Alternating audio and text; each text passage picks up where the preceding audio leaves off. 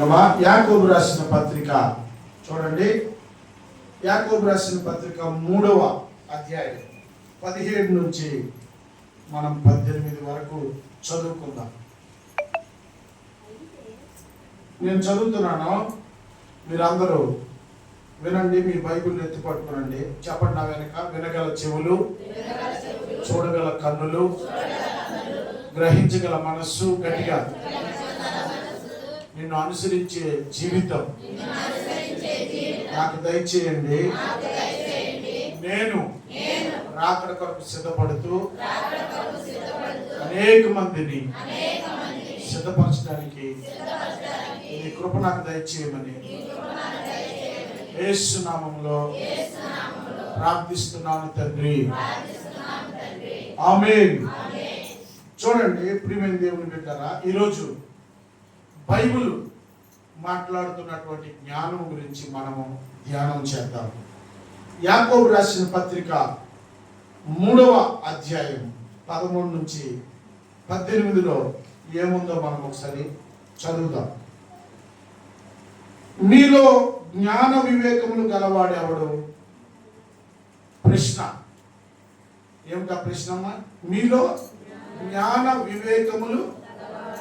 ఆ ప్రశ్నతో యాకోబు ద్వారా పరిశుద్ధాత్మ దేవుడు రాపిస్తున్నాడు. ఎవరికైతే జ్ఞాన వివేకములు ఉన్నాయని అనుకుంటున్నాడో ఆ వ్యక్తిలో ఉండే లక్షణాలు ఏమిటో మాట్లాడుతున్నాడు. వాడు జ్ఞానంతో కూడిన సాత్వికము గలవాడై తన యోగ్య ప్రవర్తన వలన తన క్రియలను కనపరచవలెను. అయితే మీ హృదయములలో సహింపజాలనవి కాని మత్సరమును వివాదమును ఉంచుకున్న వారైతే అతిశయింపవద్దు. సత్యమునకు విరోధముగా అబద్ధమాడవద్దు. ఈ జ్ఞానము పైనుండి దిగి వచ్చినది కాక భూ సంబంధమైనది, ప్రకృతి సంబంధమైనది, దెయ్యముల జ్ఞానం వంటిది ఉన్నది. యాలయనగా మత్సరమును వివాదమును ఎక్కడ ఉండునో అక్కడ అల్లరియు ప్రతి నీచ కార్యము ఉండును. నా వెనక చదవండి అందరూ. అయితే పైనుండి వచ్చు జ్ఞానము మొట్టమొదట పవిత్రమైనది, తరువాత సమాధానకరమైనది, మృదువైనది, సులభంగా లోబడినది, కనికరముతోను మంచి ఫలములతోను నిండుకొనినది, పక్షపాతమైనను వ్యాసదారునైనను లేనియునై ఉన్నది. నీతి ఫలము సమాధానము చేయువారికి సమాధానమందు విత్తబడును. హల్లెలూయా. ఇక్కడ 3 విషయాలు సూటిగా రాయబడ్డాయి. ఒకటి, దేవుడి నుండి వచ్చినటువంటి జ్ఞానము ఒక వ్యక్తికి ఉంటే ఆ వ్యక్తిలో ఉండేటటువంటి లక్షణాలు ఏంటి? మీలో ఎవరైనా జ్ఞానం గలవాడు, ఈ వ్యక్తికి జ్ఞానం ఉంది, వివేకం ఉంది, వీడు తెలివైనవాడు, వీడు బుద్ధి గలవాడు, వీడు జ్ఞాన వివేకము గలవాడని ఎవరికైనా మనము వేలు పెట్టి చూపిస్తే, this is the person, wise man, వీడు తెలివైనోడు అని మనం ఎవరినైనా చూపిస్తే ఆ వ్యక్తిలో ఏముండాలి? మొట్టమొదటి రాస్తూ వచ్చాడు, జ్ఞానము ఉండాలి. జ్ఞానంతో పాటు ఏముండాలమ్మా? సాత్వికం ఉండాలి. ఏముండాలి? సాత్వికం. ఆ తర్వాత యోగ్యమైన ప్రవర్తన. ఒక వ్యక్తి జ్ఞాన వివేకమును గలవాడైతే ఆ జ్ఞానము సాత్వికంతో కూడినదై ఉండాలట. సాత్వికం అంటే ఏంటమ్మా? Self control. చాలా మందికి జ్ఞానం ఉంది కానీ వారికి కంట్రోల్ ఉండదు. వాడి జ్ఞానం చేత వాడు ఉప్పొంగిపోతుంటాడు. బైబిల్లో ఉంది, జ్ఞానము ఉప్పొంగ చేయను. జ్ఞానం ఏం చేయనమ్మా? నాకు అది తెలుసు, ఇది తెలుసు. వాడు జ్ఞానము ఉప్పొంగ చేసినప్పుడు ఎదుటి వ్యక్తిని, పరిస్థితులను తీర్పు తీరుస్తుంటాడు. అందులో ఉన్న లోపతాపాలను ఎత్తి చూపించి నేను అవి చూపించానని అతిశయిస్తూ ఉంటాను. కానీ ఒక వ్యక్తిలో దైవిక జ్ఞానం కనుక ఉంటే, బైబిల్ చెప్పినటువంటి జ్ఞానం కనుక ఉంటే, ఆ వ్యక్తిలో లోపాలు అటువైపు చూసినప్పటికీ కూడా, అటువైపు ఇబ్బందులు ఉన్నప్పటికీ, పొరపాట్లు ఉన్నప్పటికీ, ఆ జ్ఞానంతో ఎక్కడ ఈ మిస్టేక్ జరిగిందో కనిపెట్టినప్పటికీ సమస్య పరిష్కారానికి జ్ఞానము దేవుని సంబంధమైన జ్ఞానం అయితే హాని చేసే జ్ఞానంగా ఉండకుండా, వ్యక్తిని పాడు చేసే జ్ఞానంగా, దూరం పెట్టుకునే జ్ఞానంగా ఉండకుండా, వ్యవస్థని విచ్ఛిన్నం చేసే జ్ఞానంగా కాకుండా సాత్వికంతో అంటే ఏంటి కనిపెట్టాడో కానీ దేవుని పోగొట్టుకోడు. చప్పట్లు కూడా దేవుని నామమున మహిమపరచు. హల్లెలూయా. కనిపెట్టాడు పొరపాటుని జ్ఞానం చేత. అయితే ఆ జ్ఞానం చేత ఈ జ్ఞానవంతుడు వివేకవంతుడు ఏం చేశాడంటే పొరపాటుని సవరించి విడిపోవలసినవి, దూరం అయిపోవలసినవి బంధాలని, బంధత్వాలని, వ్యవస్థలని, వ్యక్తుల్ని, కుటుంబాలని, భార్య భర్తల్ని తన సాత్వికము చేత అంటే సెల్ఫ్ కంట్రోల్, తనను తాను నియంత్రించుకొని, తనను తాను కంట్రోల్లో పెట్టుకొని, తనను తాను అణుచుకొని ఎంత మాట్లాడాలో అంత మాట్లాడి యోగ్యమైన ప్రవర్తన కనపరుస్తాడు. దేవునికి స్తోత్రం కలుగును గాక.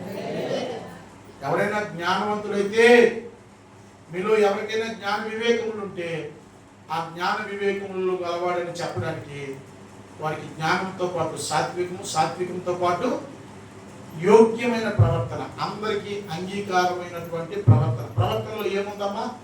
మాట ఉంది, క్రియ ఉంది, చూపు ఉంది, చేతలు ఉన్నాయి. అవన్నీ అందరికీ అంగీకారంగా ఉండేటట్టు ఉన్నప్పుడే వాడికి జ్ఞానం ఉన్నట్టు. అయితే అలాంటి జ్ఞానం లేనటువంటి వాడు ఈ అధ్యాయంలో చెప్తూ ఉన్నాడు.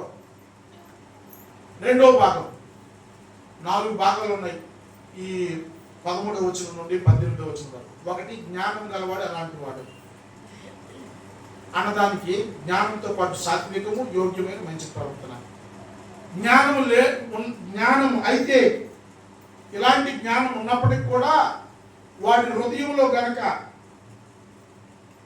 సహింపజాలనంత, అంటే అణుచుకోలేనంత, భరించలేనంత మత్సరం, వివాదం ఉంచుకొని ఎడల జ్ఞానం ఉంది, సాత్వికం ఉంది, మంచి ప్రవర్తన కూడా ఉంది, అక్కడతో ఆగిపోవాలి. అలా కాకుండా అదే మనిషిలో గనక వివాదములు, చెప్పాను కదా, నేనే గెలిచాను, అవతలోడిది తప్పు, నాది తప్పు కాదు, అవతలోడు తప్పు చేశాడు కనుక నేను తప్పు చేశాను, అవతలోడు మోసం చేశాడు కనుక నేను మోసం చేశాను, అవతలోడు అల్లరి చేశాడు కనుక నేను అల్లరి చేశాను, అవతలోడు వాదించాడు కనుక నేను వాదించాను అన్నప్పుడు నీకున్న జ్ఞానము సాత్వికమైనది కాదు, సత్ప్రవర్తన కలిగినది, యోగ్య సంబంధమైన ప్రవర్తన కలిగింది కాదు. సమ్వేర్ ఎక్కడో ఒక దగ్గర ఒక మిస్టేక్ జరుగుతుంది. గుర్తుపెట్టుకోండి, ఆల్బర్ట్ ఐన్స్టీన్ అనేటటువంటి ఒక శాస్త్రవేత్త అన్నాడు, ఒక సమస్య ఉత్పన్నం అవడానికి పెద్ద శక్తి ఏమి అవసరం అవుతాట. ఒక సమస్య ఉత్పన్నం అవడానికి పెద్ద శక్తి ఏమి అవసరం లేదు. ఒక మాట అంటే చాలు. ఆ మాట ఒక వ్యవస్థని, ఒక కుటుంబాన్ని ఎక్కడికో గొడవలకి తీసుకెళ్ళిపోతుంది. కొన్ని తరాల పాటు నాసాలో హిరోషిమా నాగసాకిలో ఒక బాంబు వేశారు. కొన్ని తరాల పాటు అక్కడ బాంబు ఎంతో పెద్ద కాదు, చిన్నదే. కానీ కొన్ని తరాలు, ఇప్పుడు సుమారుగా అది వేసి, ఆ బాంబు వేసి గట్టి 80, 90, 100 సంవత్సరాల దగ్గరికి వచ్చేస్తుంది జపాన్. నేటికి ఆ ప్రాంతంలో జీవరాశులకి గడ్డి మూల పడుతుంది. చూడండి, మనము ఇద్దరు భార్య భర్తల మధ్య ఒక మాట మనతో ఇచ్చుపుచ్చుకోవడం దగ్గర ఏదో ఒక దగ్గర చిన్న లోపం వస్తుంది వాళ్ళిద్దరి మధ్య.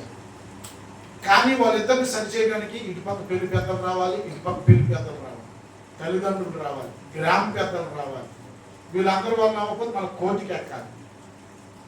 చిన్న మాటతో వచ్చినటువంటి అనుమానము, గొడవ, దెబ్బో, ఒక మాట, ఒక చిన్న మిస్అండర్స్టాండింగ్, సమస్యకి పెద్ద శక్తి, పెద్ద కారణమే ఉండకపోవచ్చు.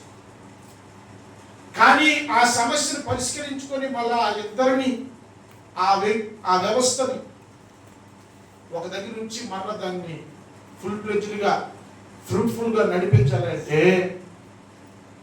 దానికి చాలా శక్తి అవసరం అన్నమాట. అందుకే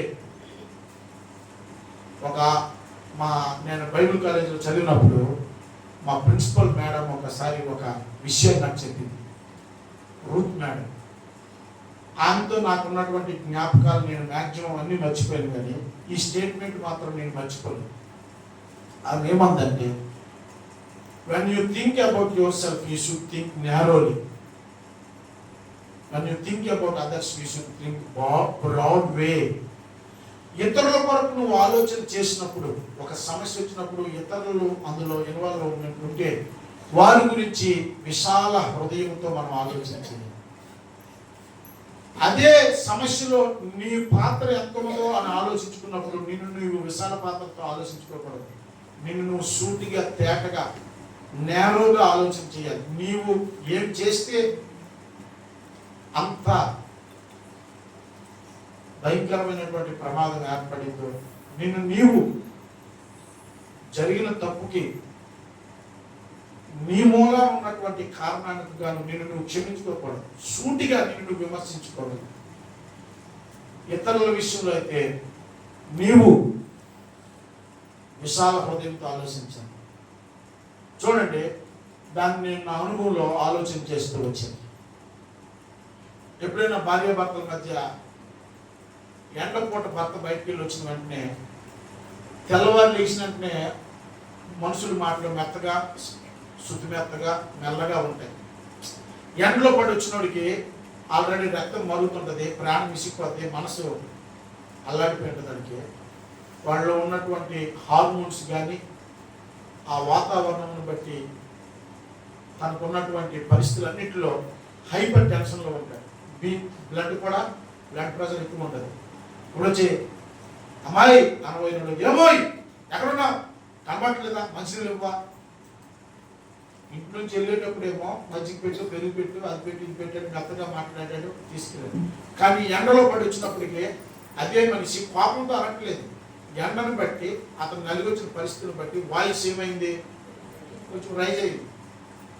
ఈమెమో ఫ్యాన్ కింద ఉంటుంది, టీవీ చూసుకుంటుంది, ఏసీ వేసుకుని ఉంటుంది, చక్కగా తింటుంటుంది. నా మీద వచ్చి అరిస్తావా అంటారు. చూసారా, వెంటనే నేనెళ్ళి ఇన్ని బాధలు పడి ఈ పిల్లల కోసం, ఈ కుటుంబం కోసం, ఈ భార్య కోసం ఇన్ని బాధలు పడి అందరితో నేను ఇది చేసుకుని వస్తే ఇక్కడికి వచ్చి నేను మంచినీళ్ళు అడిగితేనే ఈవిడ వెంటనే ఏమైపోయిందమ్మా, 2-3 సందర్భాల్లో చూస్తాడు తన భార్య మీద ఉన్నటువంటి మంచి ఇంప్రెషన్, ఆ సాఫ్ట్ కార్నర్ అనేది. నాకు మంచి అర్థం చేసుకునే భార్య దొరకలేదని తన మనసులో ముద్ర పడిపోతలేదమ్మా. మనము ఎదుటి వ్యక్తి ఏ పరిస్థితుల్లో అలా ప్రవర్తిస్తున్నాడో మనం అర్థం చేసుకోవాలి. ఒక వ్యక్తికి ఉన్నటువంటి జ్ఞానం, ఒక వ్యక్తికి ఉన్నటువంటి అవగాహన, ఒక వ్యక్తికి ఉన్నటువంటి విషయం పట్ల పట్టుదల, అతనికి ఉన్నటువంటి అభిప్రాయం, ఆ వ్యక్తి వయస్సు, అనుభవం, ఆ వ్యక్తికి ఉన్నటువంటి మైండ్ సెట్ అండ్ అండర్స్టాండింగ్, వీటన్నిటిని మనం క్యాలిక్యులేట్ చేసుకోవాలి. ఈ లోకంలోని నేను ఇంతకు ముందు మీకు చెప్పాను, మనం ప్రశాంతంగా జీవించడానికి పొరుగువాడితో మనం ఎలా జీవిస్తున్నాం అన్న దాని మీద ఆధారపడాలి. హల్లెలూయా. గట్టిగా చెప్పడంతో దేవుని నామమున. ఒక మనిషికి దేవుడిచ్చిన ఆశీర్వాదము, దైవిక జ్ఞానము, సాత్వికము, దీన మనస్సు, దేవుని దయ, దేవుని దగ్గర నుండి ఒక మానవుని జీవితంలోనికి రావాల్సినవన్నీ వచ్చినప్పటికీ ఆ మనిషికి ఇంకొక దయ కూడా కావాలి. అదే ఏంటమ్మా? మనుషుల దయ. మనుషుల దయ, దేవుని దయ. దేవుని దయ అదృశ్యంగా ఉంటుంది, మనుషుల దయ ఎప్పటికప్పుడు కొలమానాలుగా ఉంటుంది. నువ్వు ఎంత సత్ప్రవర్తన కలిగి ఉంటావో, యోగ్యమైన ప్రవర్తన కలిగి ఉంటావో, సాత్వికం కలిగి ఉంటావో, దీన మనసు కలిగి ఉంటావో, జ్ఞానం కలిగి ఉంటావో, నీ భాష, నీ ప్రవర్తన, నీ మాట, నీ క్రియలు, ఇచ్చుపుచ్చుకోవడాలు, నీ జ్ఞానము, నీ చర్యకు ప్రతిచర్య మానవ దయ. మానవుని దయ పొందుకోవాలంటే చర్య ప్రతిచర్య మీద ఉంటుంది. దేవుని దయ పొందుకోవాలంటే చర్య ప్రతిచర్య మీద ఉంటుంది. కానీ అది ఎవరికి కనబడేది? ఇది మాత్రం కనబడేది. కనుక మనుషుని దయ మనకి ఎందుకు అవసరం అంటే ప్రశాంతంగా మనం బ్రతకడానికి, విరోధస్తులు లేకుండా బ్రతకడానికి. ఎవడైనా మనకు విరోధస్తులు అనుకుంటే అది వాడి తిప్పలో దేవుడు మన పక్షాన్ని కార్యం చేస్తాడు. మనం ఉద్దేశపూర్వకంగా ఎవరితో విరోధంగా బ్రతకాల్సిన అవసరము. అందుకే బైబిల్ చెప్తుంది, సమాధానం వెదకుడి దానిని వెంటాడు అన్నాడు. చప్పట్లు కూడా దేవుడు నామాన్ని మహిమపరచు. సమాధానమును వెదకుడి దానిని అంటే అర్థం ఏంటి? నీ వైపు నుండి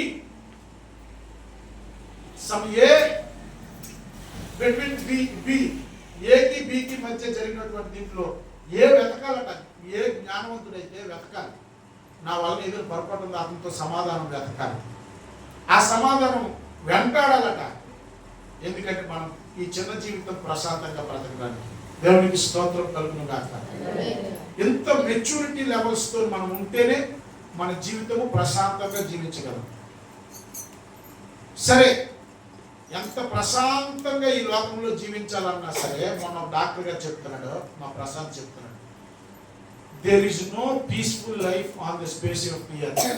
భూమి మీద సమాధానము ప్రశాంతత కూడిన జీవితం అనేది లేదు. నిత్యము ఒక మనుషుడు, ఒక ప్రాణి జీవం కలిగింది పోరాటం చేస్తూ ఉంటూ తన మైండ్ సెట్ లోనే ఉంది. హల్లెలూయా. నాతో దేవుడు ఉన్నాడు, నేను దేవుని ఎదుట నమ్మకంగా, పరిశుద్ధంగా, దేవుని సంతోషపెడుతూ, దేవుని ఇష్టంగా ఉంటూ, సాటి వ్యక్తికి అన్యాయము అపకారము చేయకుండా నేను బ్రతకడానికి చేస్తున్న ప్రయత్నంలో, దేవునికి ఇంపుగా ఉండడంలో ఇతను చేస్తున్న ప్రయత్నించుకున్న పరిస్థితుల ప్రభావం బట్టి మారుతున్న. చూడండి, పరిస్థితులు మారుతాయి కానీ పరిసరాలు మారు. ప్రజలు మారిపోతుంటారు కానీ నీ పరిస్థితులు అంత వేగంగా మారు. ప్రభుత్వాలు మారిపోతాయి కానీ అధికారులు, నువ్వు నమ్ముకున్న ప్రభువు మారడు. ఏది మారుతుందో ఏది మారట్లేదో తెలుసుకోవాలి. వీటన్నిటిలో రకరకాల జ్ఞానం కోసం ఇక్కడ మాట్లాడాడు. పైనుండి వచ్చే జ్ఞానం అట, అంటే అది పర సంబంధమైనది. భూ సంబంధమైన జ్ఞానం అట, అది ప్రకృతి సంబంధమైనది. పైనుండి వచ్చే జ్ఞానము, భూ సంబంధమైన జ్ఞానము, ప్రకృతి సంబంధమైన జ్ఞానము, దెయ్యముల జ్ఞానం. 4 రకాల జ్ఞానాలు విభజించాడు. జ్ఞానాలు ఎన్ని రకాలమ్మా? 4 రకాలు. పైనుండి దిగి వచ్చే జ్ఞానం, ఇది దేవుడిచ్చేది. ఇది చూడండి, మొదటి పత్రిక, యాకోబు రాసిన పత్రిక, మొదటి అధ్యాయం 17వ వచనంలో దీనికోసం భలేగా రాస్తున్నట్టు, దేవుడు ఏదేమి ఇస్తే ఎలా ఉంటుంది. శ్రేష్టమైన ప్రతి ఈవియు, సంపూర్ణమైన ప్రతి వరమును పరసంబంధమైనదై జ్యోతిర్మయులకు తండ్రి యొద్ద నుండి వచ్చును. ఆయన యందు ఏ సంచలత్వమైనను గమనాగమనం వలన కలుగు ఏ ఛాయను లేదు. ఆయన తాను సృజించిన వాటిలో మనము ప్రథమ ఫలముగా ఉన్నట్లు సత్యవాక్యం వలన మనలను తన సంకల్పం ప్రకారం కనెను. దేవునికి స్తోత్రం కలుగును గాక. శ్రేష్టమైన ప్రతి ఈవి, సంపూర్ణమైన ప్రతి వరము పరసంబంధమైనది. అది జ్యోతిర్మయులకు పరమ తండ్రి దగ్గర నుండి మనకు వస్తుంది.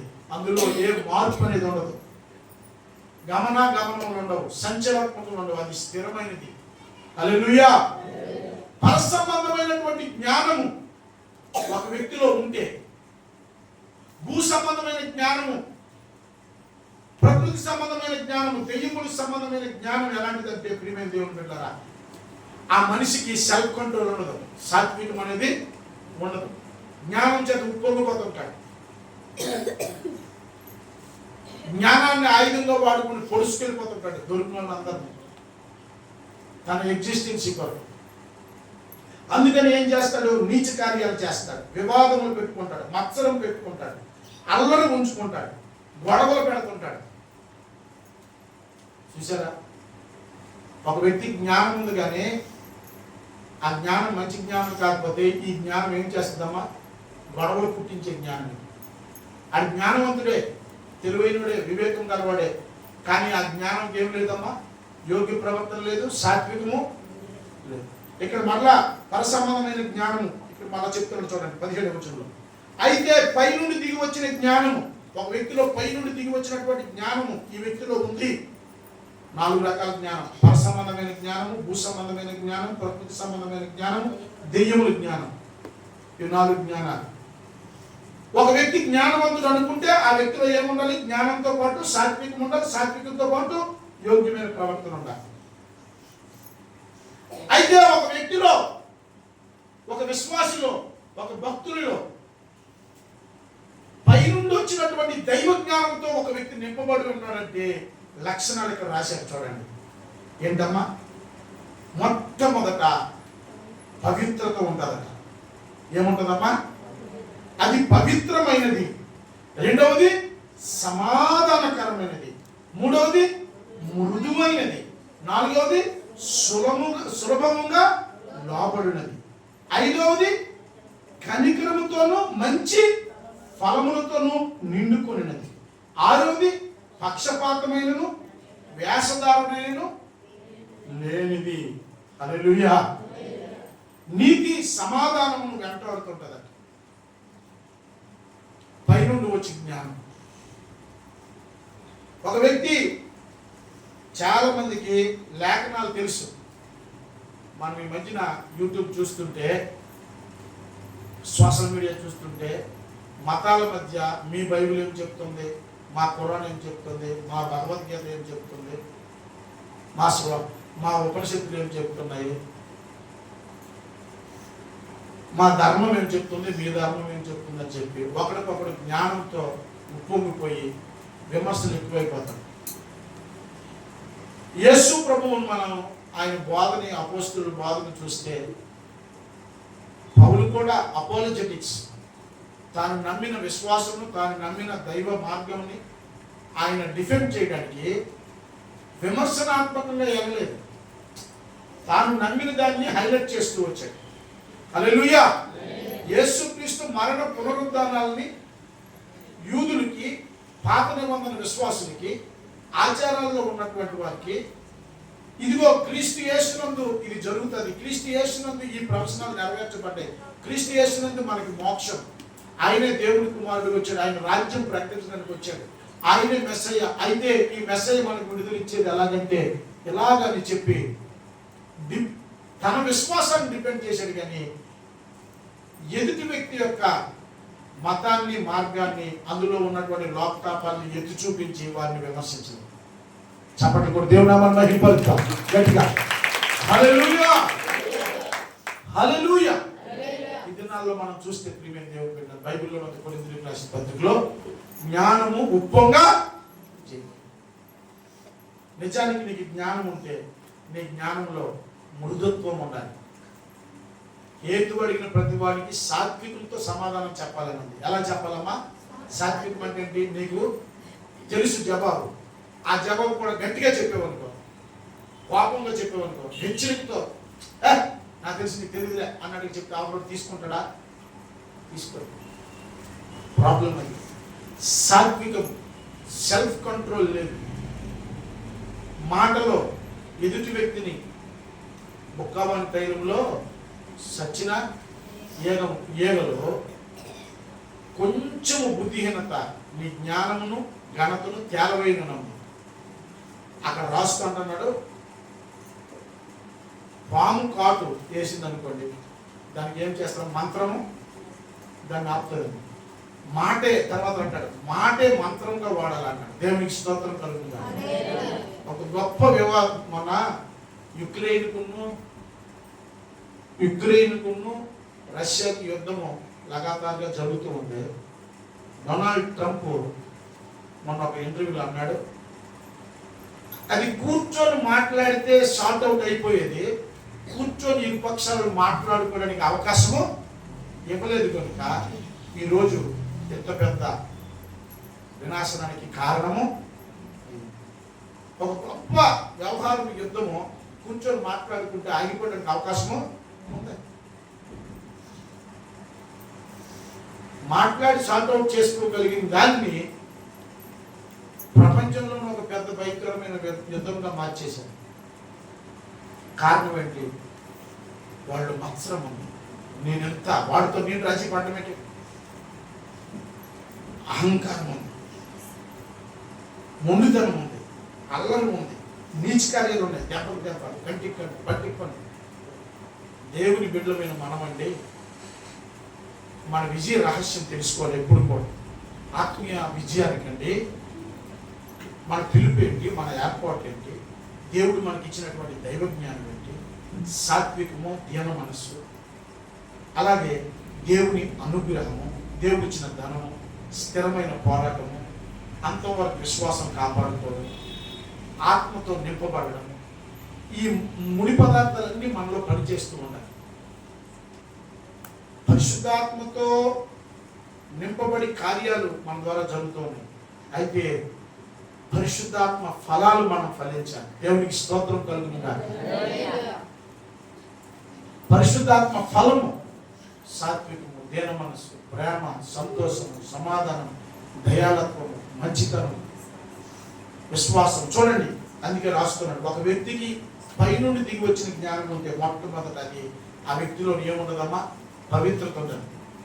దేవుడి జ్ఞానం ఒకటి పొందుకుంటే ఆ జ్ఞానం వాడికి వివేకం ఇచ్చి, దైవ భయం ఇచ్చి, పరిశుద్ధతను వాడు కలిగి ఉంటాడు, పవిత్రతను కలిగి ఉంటాడు. మాటలో, క్రియలో, కుటుంబంలో, వ్యవహారంలో, రిలేషన్స్. తర్వాత అందరితో సమాధానం కలిగి ఉంటాడు, గొడవలు పెట్టుకోడు, తన పని తను చేసుకుంటుంటాడు. మూడవది మృదువైన స్వభావం, మృదు స్వభావం. మృదు స్వభావం. వారితో ఎవరైనా మాట్లాడినా, స్నేహం చేసినా తను ఆకర్షించగలుగుతాడు. మృదు స్వభావం. సులభంగా లోబడిపోతాడు. ఒకవేళ తనలో ఏదో తప్పు ఉన్నా, మనిషి అనేవాడు తొందరపాటు, మనిషి బలహీనుడు, మనిషి తప్పు చేసే అవకాశం ఉంది. నువ్వు తప్పు చేసావు అని ఆత్మతో నింపబడిన వాడికి ఎవరిని హెచ్చరించాలనుకోండి, వాడు వెంటనే ఏమవుతాడమ్మా? దావీదు దేవుని ఆత్మతో నింపబడ్డాడు. దావీదు జ్ఞానానికి సౌలు జ్ఞానానికి వ్యత్యాసం చూడండి. అమ్మా, సౌలు లోబడలేదు, కానీ దావీదు నాతాను వెళ్ళి తనకన్నా చిన్నవాడి వయసులో ప్రవక్త వెళ్ళి, ఒకటి 100 గొర్రెలు ఉన్నాయి, ఒకటి 1 గొర్రె ఉంది, ఈ 100 గొర్రెలు ఉన్నాడు, 1 గొర్రెలు లాక్కెళ్ళి పడేటే సర్రా నిలిచిపోయాడు. ఇంత అన్యాయం చేసిన నా రాజ్యంలో ఉన్నాడా అని. అది ఎవడో కదయ్యా, నువ్వేనయ్యా అన్నాడు. నేనేనా? వెంటనే మోకరించి పశ్చాత్తాపడిపోయాడు. నువ్వు అప్పుడు దేవుడు అంటే, నువ్వు కోరుకుంటే నీకు ఎంతమంది భార్యలు నేను ఇవ్వనా, కానీ నిష్కారణంగా నీ భావోద్రేకాలకి, కామక్రోధానికి, నీ దుష్ట కార్యానికి అమాయకమైన ప్రాణాన్ని చంపేయడమే కాకుండా తన భార్యను వశపరుచుకొని, నీకు అడిగినోడు లేడు అనుకుంటున్నావా? తీర్పు తీర్చే దేవుడు చూశాడు. ఇవే ఆ పని చేసేవనగానే వెంటనే లోబడిపోయాడు. చప్పటి దేవుడు నామం తప్పిపోయాడు. మనం తప్పు చేయడం మానవ సహజం. ఎంత జ్ఞానవంతుడైనా మిస్టేక్ అనేది, ఎవరైనా ఒక వ్యక్తి మనం చూస్తుంటాం. చూడండి, చరిత్ర చదువుతున్నప్పుడు కానీ, బైబిల్ చదువుతున్నప్పుడు కానీ, సమాజాన్ని చూస్తున్నప్పుడు కానీ, మనం చూస్తున్నటువంటి క్రైమ్ స్టోరీస్ కానీ, టీవీలో వస్తున్న వార్తలు కానీ మనం చూస్తూ ఉన్నప్పుడు వాడు ఎంతో తెలివిగా క్రైమ్ చేసిన వెళ్తారు, కానీ ఎక్కడో ఒక దగ్గర చిన్న ఆనవాళ్ళు వదిలేస్తారు, ఎవిడెన్స్ వదిలేస్తారు. అందుకు ఈ ఇంటగ్రేషన్ ఈ ప్రాసిక్యూట్ చేసిన వాళ్ళు, ఈ ఇంటరాగేషన్ చేసిన వాళ్ళు, దీని వెనక మరలా దాని ఇన్వెస్టిగేషన్ టీం అంతా ఎక్కడ చిన్న క్లూ దొరుకుతుందని ఎదుగుతుంటారు. ఖచ్చితంగా ఎక్కడో ఒక దగ్గర. కాబట్టి ప్రిమియం దేవుని బిడ్డలారా, ఎంత తెలివైన చిన్న మిస్టేక్ చేస్తాడు. మిస్టేక్ చేశాడు అనుకోండి, ఆ మిస్టేక్ని ఎవరైనా ఎత్తి చూపించి నేను తప్పురా అన్నప్పుడు దేవుని జ్ఞానంతో నింపబడినాడు తల వంచుకుంటాడు. నాకు తప్పే, నేను సరి చేసుకుంటాను. నేను సరి, ఎందుకంటే పరిశుద్ధం కోరుకుంటున్నాను, సమాధానం కోరుకుంటున్నాను, మృదువుగా జీవించాలనుకుంటున్నాను. సులభంగా లోబడే వ్యక్తి, కనికరం కలిగిన వాడు. హల్లెలూయా. దైవ జ్ఞానంతో నింపబడినవాడు తీర్పు తీర్చే వ్యక్తి కాదు. అవతల వ్యక్తి తప్పు చేసేటట్టు ఏ మూలాలను బట్టి తప్పు చేశాడో తనను విశాలమైన హృదయంతో ఆ వ్యక్తి గురించి ఆలోచన చేసినప్పుడు తన కనికరం వచ్చేస్తాడు. తన బలహీనతల్లో ఎదుటి వ్యక్తికి సహాయం చేయాలనుకుంటాడు. ఆ తర్వాత మంచి ఫలములతో కూడిన, ఇది ఎంత మంచి రిజల్ట్ ఇస్తుందండి. ఇలాంటి వ్యక్తి, ఒక వ్యక్తి ఉంటే, ఈ లక్షణాలు కలిగినటువంటి వ్యక్తి ఎంత మంచి ఫలాలు ఉంటాయి అతని ద్వారాగా. చూడండి, మంచి ఫలం అంటే ఏంటి? వ్యవహారం సెటిల్ డౌన్ చేయడం, కోపాన్ని ఆవేశాన్ని తీసివేయడం, విరోధ భావాన్ని అక్కడితో చంపేయడం, విడిపోయిన వాళ్ళని కలపడం, కుటుంబాలను కట్టడం, వ్యక్తులను, వ్యవస్థలను కట్టడం, దూరం అయిపోయిన వాళ్ళని దగ్గరకు చేయడం, కోపావేశాలను చంపేయడం, శరీరాన్ని ఆత్మజ్ఞానంతో చంపేయడం. హల్లెలూయా. నిండుకొని ఉన్నది, పక్షపాతం ఉండదు. దేవుని నామానికి మహిమ కలుగును గాక. హల్లెలూయా. నేను మా నాన్నగారు సమాధి దగ్గర రాయించాను, నేనే రాయించాను. చెప్పాను, మా అమ్మ కోసం సమాధి దగ్గర ప్రార్థనా పౌరాలను రాయించాను. మా నాన్నగారి దగ్గర యథార్థవంతులను రాయించాను. మా నాన్న అవునంటే అవును, కాదంటే కాదు. ఏ వ్యవహారానికి వెళ్ళినా, ఇంట్లోనైనా తప్పులో చెప్పేవారే, అయ్యా నువ్వు తప్పు చేసావురా, ఈ తప్పు ఒప్పుకో, నీ శిక్షను తగ్గించడానికి నేను చేయాల్సింది చేస్తాను, నువ్వు తప్పు ఒప్పుకో. నువ్వు జరిగిన మిస్టేక్, నీకు తప్పు చేసుకోవడం నేను తప్పు కాదన్నావు అనుకో, నీ తిప్పలు నువ్వు పడటమే, మేమేమీ చేయలేదు. అబద్ధం అనేది నేను మా నాన్న నోట్లో, ఆయన ప్రవర్తనలో చూడలేదు. నేను నా లైఫ్ టైంలో నేను వాక్యం చదువుకున్నప్పుడు, మా నాన్న బతుకున్నప్పుడు కోపం చూశాను, అతనిలో ఆవేశం చూశాను, మొరటతనం చూశాను. చదువుకోలేదు పెద్దగా, కానీ అబద్ధం నేను వినలేదు అతని నోట్లో.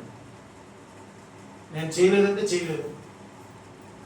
వ్యవహారానికి వెళ్ళినా, ఎక్కడికి వెళ్ళినా, ఇంట్లోనైనా, భార్య దగ్గరైనా, బిడ్డల దగ్గరైనా, తనకున్నటువంటి పరిస్థితుల్లో పక్షపాతం అనేది, ఎక్కడైతే పక్షపాతం ఉంటుందో అక్కడ అబద్ధం వచ్చేస్తుంది. ఏమొస్తుందమ్మా? వేషధారణ వచ్చేస్తుంది. ఎందుకు వేషధారణ? ఎందుకు అంటే ఓ జరిగిన దాన్ని కప్పేయడం వేషధారణ, అంతే కదమ్మా. ఏ ఎండగా గొడుగు, ఏ వాతావరణానికి ఏ రంగుగా రంగు, ఎవరితో కూడితే ఆ బుద్ధులు వచ్చేది. అలాగా ఉంటాడు వేషధారణ. పక్షపాతము, వేషధారణ మధ్యలో అబద్ధం ఉంటుంది. ఏముంటుందమ్మా? అబద్ధం ఉంటుంది, మాయ ఉంటుంది, మోసం ఉంటుంది. కానీ దేవుని జ్ఞానంతో నింపబడినాడు అలాంటి వాడు.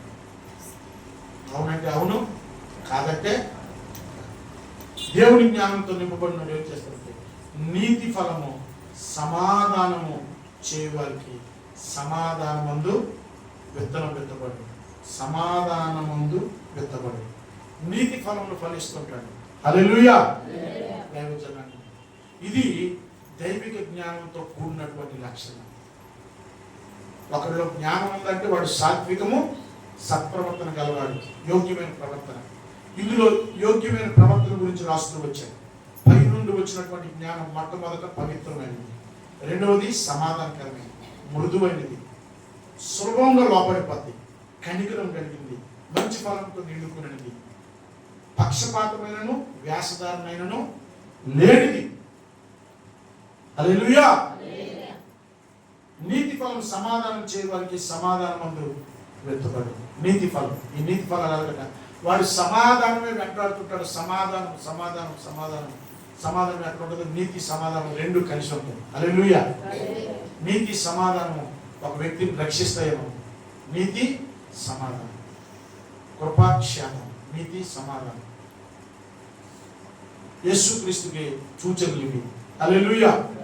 కాబట్టి నేను దేవుని బిడ్డారా, అలాంటి దైవ సంబంధమైనటువంటి పర సంబంధమైనటువంటి జ్ఞానం కాకుండా భూ సంబంధమైన జ్ఞానం ఎవరిలోనైనా ఉంటే, ఆ భూ సంబంధమైన జ్ఞానానికి ప్రకృతి సంబంధమైన జ్ఞానం, భూ సంబంధమైన జ్ఞానం అంటే శరీర సంబంధమైన జ్ఞానం, మానవ భావోద్రేకాలతో కూడిన జ్ఞానం, మానవ జ్ఞానంతో కూడిన జ్ఞానం, ప్రకృతి సంబంధమైన జ్ఞానం. ఈ ప్రకృతిలో రకరకాల జ్ఞానాలు ఉన్నాయి లేవమ్మా? చెప్పండి అమ్మా. రకరకాల జ్ఞానం. ఈ సిద్ధాంతం వచ్చి అంటాడు ఇది కరెక్ట్ కాదంటాడు, ఆ సిద్ధాంతం 5,000 తీసుకున్నాడు ముందు ఓకే అంటాడు, 10,000 సిద్ధాంతం వచ్చి తప్పు అంటాడు, 20,000 సిద్ధాంతం వచ్చి ఈ మూలం తప్పు అంటాడు. ఎవరి మాట వినాలి? మన విజయవాడలో తుఫాన్ వచ్చింది, వరదలో సిద్ధాంతం చెప్పిన ఇళ్ళన్నీ ముందే మునిగిపోయినాయని ఒకడు అంటున్నాడు.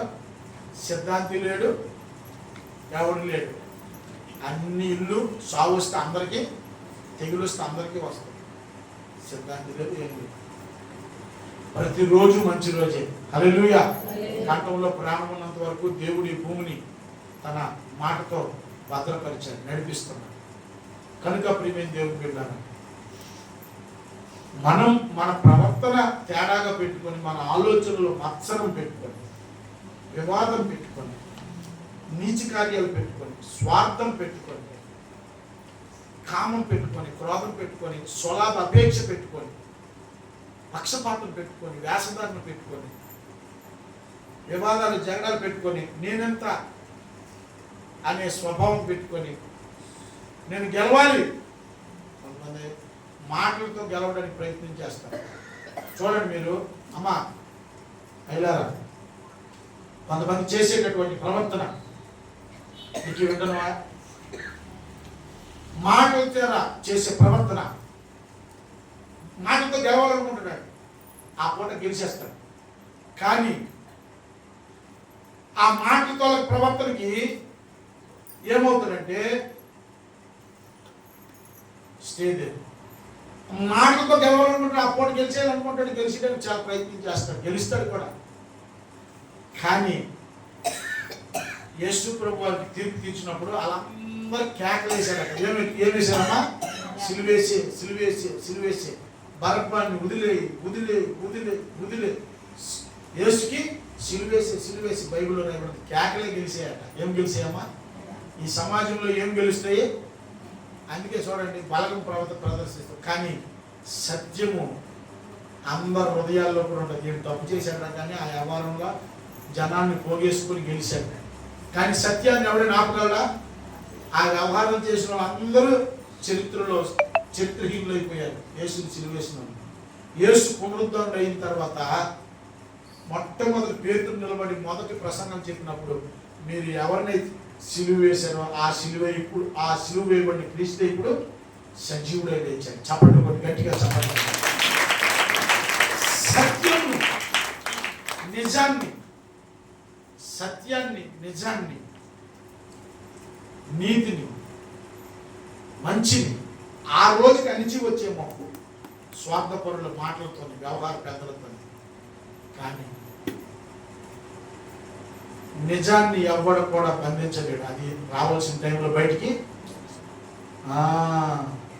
చెడ్డ ఊరంతా తిరిగి వచ్చేస్తుంది 6 నిమిషం.